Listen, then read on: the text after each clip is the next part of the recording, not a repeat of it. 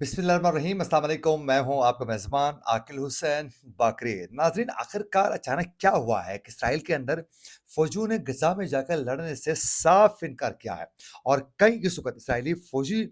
खुदकुशियाँ करने में मजबूर हो चुके हैं। और इसके साथ-साथ इसराइली साबिक वज़ीर दिफ़ा ने इसराइली पार्लियामेंट से उन्होंने इस्तीफ़े का ऐलान क्यों किया है? नेतन्याहू के साथ उनके क्या इख्तिलाफ़ात हुए हैं? आज के इस प्रोग्राम में इसकी मुकम्मल तफ़सीलात आपके सामने रखेंगे। नाज़रीन, गज़ा के अंदर इसराइली बर्बरियत से भला कौन वाकिफ़ नहीं है? इसराइल ने इंसानी हकूक़ की वायलेशन करते हुए उन्होंने गज़ा के अंदर अंधाधुंध जो बमबारी की, जिसके नतीजे में मासूम बच्चों के साथ-साथ ख़वातीन और बुज़ुर्ग बड़ी तादाद में शहीद हुए और उन्होंने गज़ा को कब्रिस्तान बनाकर रख दिया, लेकिन पूरी दुनिया उस पर खामोश आज तक तमाशाई बनी हुई है। लेकिन अभी तक हमास के जो मुजाहिदीन हैं, वो बड़ी बहादुरी के साथ और डट कर महाज़ पर आज भी लड़ रहे हैं और इसराइल की फ़ौजों की ये औकात ही नहीं है कि वो गज़ा के अंदर जाकर वो हमास के मुजाहिदीन के साथ बराह रास्त जंग लड़ सकें। वो मासूम लोगों को हिट करते हैं, वो हॉस्पिटल्स और वो पनाहगाहों को हिट करते हैं, जहाँ लोगों को बेदर्दी से मारा जाता है। गुज़िश्ता दिनों 5 रोज़ कबल इसराइली फ़ौजियों ने गज़ा के अंदर जो एक हॉस्पिटल फ़ंक्शनल था, उसको भी बाकायदा धमाके से उड़ा दिया है। तो यूँ इस वक़्त गज़ा के अंदर मुकम्मल उन्होंने तबाही मचाई हुई है। लेकिन आज भी हमास के मुजाहिदीन कहते हैं कि हम मैदान पर खड़े हैं और हम आखिर दम तक लड़ेंगे और किसी सूरत जो है हम हथियार डालने के लिए तैयार ही नहीं है। लेकिन दूसरी जानिब इस वक़्त इसराइल के जो फ़ौजी हैं, वो मुसलसल चीख-पुकार करते हुए उन्होंने अब मुकम्मल हाथ उठाया है कि भई हमारी बस में नहीं है कि हम गज़ा के अंदर जो जाकर जंग लड़ें और आज ज़हनी दबाव में आकर इसराइली फ़ौजियों ने गज़ा के अंदर जाकर लड़ने से साफ इनकार किया है। ये मैं नहीं कह रहा हूँ, ये खुद इसराइली मीडिया का ये कहना है कि इस वक़्त इसराइली फ़ौजी गज़ा के अंदर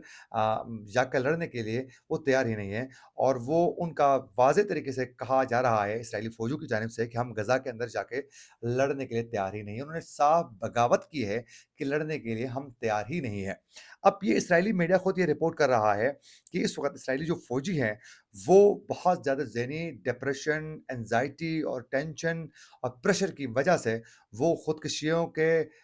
वाक़यात में मुलविस हैं। बहुत ज़्यादा लोग खुदकुशियाँ कर रहे हैं और ज़हनी दबाव की शिकायत बहुत ज़्यादा मिल रही हैं और उनका कहना है कि इस वक़्त जो फ़ौजी हैं इसराइली, वो साफ इनकार कर रहे हैं कि हमने गज़ा जाना नहीं है। और इसराइली फ़ौज के तर्जुमान ने ये बयान दिया है नाज़रीन कि हज़ारों इसराइली फ़ौजियों ने गज़ा में लड़ने से ये इनकार किया है। ये इसराइली फ़ौज के तर्जुमान ने खुद ऑफ़िशियल उनका स्टेटमेंट है, ये मैं नहीं कह रहा हूँ। और वो कह रहे हैं कि इस वक़्त इसराइली फ़ौजी गज़ा में लड़ने से साफ इनकार कर रहे हैं और फ़ौजियों ने ज़हनी दबाव की वजह से जंगी ज़िम्मेदारियों से दस्तबरदारी का ऐलान किया है, यानी उन्होंने बगावत का ऐलान किया है और फ़ौजियों में खुदकुशियों की तादाद में भी उन्होंने कहा है कि तशवीशनाक हद तक इज़ाफ़ा हो चुका है। ये इसराइली फ़ौज के बाकायदा तर्जुमान ने आज खुल के ये बात की। अब समझ में नहीं आता है कि इसराइल में तमाम चीज़ें कंट्रोल्ड है मीडिया के और वो बहुत चीज़ें सामने नहीं आती है। लेकिन आखिरकार ये आउट ऑफ कंट्रोल हो चुकी हैं चीज़ें। अब ये बाकायदा रिपोर्ट होना शुरू हो चुकी हैं। और नाज़रीन,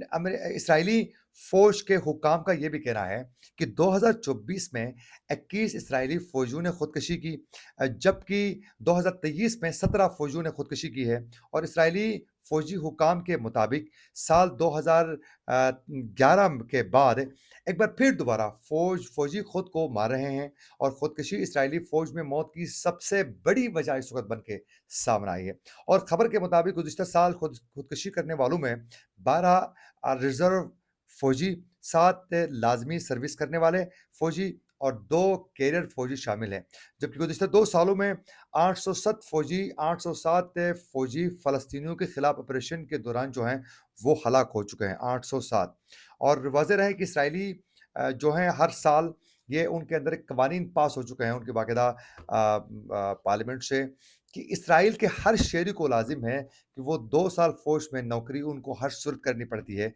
और जंग होने की सूरत में हर इसराइली को महाज़ पर जाना लाज़िम है और इसराइली कवानीन के मुताबिक जंग में लड़ने से इनकार करने पर शहरी को जेल भी जाना पड़ता है। तो इन सख्त कवानीन की वजह से बिलख़ुसूस हर वक़्त हालत जंग में रहने की वजह से इसराइली फ़ौजी बहुत ज़्यादा ज़हनी दबाव और डिप्रेशन का शिकार है, क्योंकि बहुत तवील अरसे तक जो हैं غزہ کے اندر جنگ میں رہے ہیں، اب دوبارہ شام میں یہ صورتحال شروع ہو چکی ہے، تو اسرائیل کو یہ چیزیں برداشت کرنا اب ان کے اس میں نہیں ہے، وہ ٹیکنالوجی پر زیادہ ڈیپینڈ تو کر رہے ہیں، لیکن ان کے فوجی بھی آہستہ آہستہ جو ہیں وہ ڈسارٹ ہو کر وہ آخر کار اپنی جان کو ختم کرنے پر اس وقت تلے ہوئے ہیں۔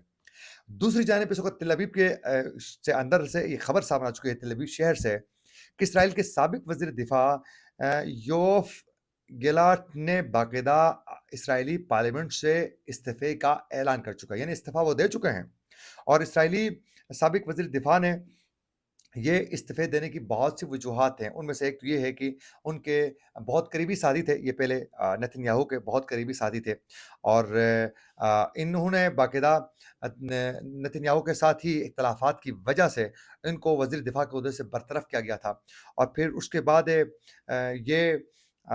کافی عرصے تک ان کے ساتھ اختلافات کا سلسلہ چلتا رہا، لیکن بعد میں وہ وزیر دفاع کے طور پر ان کو برطرف کیا گیا، اور نیتن یاہو نے یہ واضح کہا کہ جنگ کے ابتدائی دنوں میں ان کے درمیان اعتماد تھا، لیکن گزشتہ کچھ مہینوں میں ان کے ساتھ وہ ہمارا اعتماد نہیں رہا تھا، یہ انہوں نے ان کے اوپر الزام لگایا تھا۔